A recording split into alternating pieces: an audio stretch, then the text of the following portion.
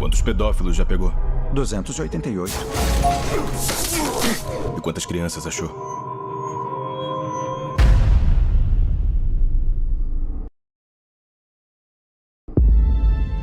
É a rede de crime internacional de crescimento mais rápido que o mundo já viu. Já ultrapassou o comércio de armas ilegais e logo vai superar o tráfico de drogas. E quer saber por quê? Um pacote de pó só dá para vender uma vez. Mas uma criança é vendida 10 vezes por dia. Os filhos de Deus não estão à venda.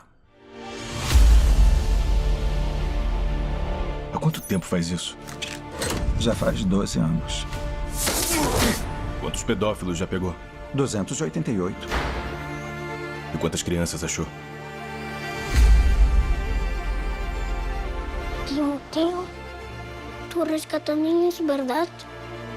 ¿Puedes ayudarme a encontrarla? Te lo prometo.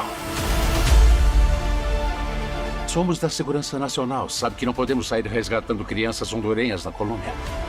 Quer dizer que ela vai desaparecer para sempre. Imagina a gente entrar no quarto dela agora e ver a cama vazia. O que a gente faria?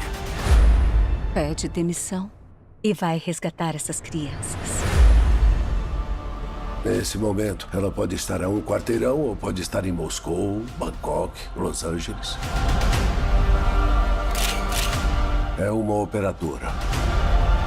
É tudo território rebelde. Ninguém entra. Nem o exército, nem a polícia, nem nós.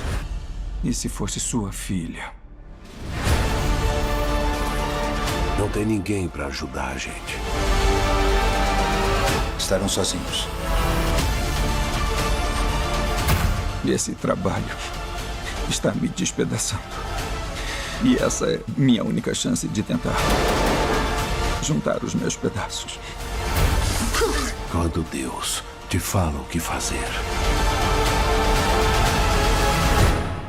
você não pode hesitar.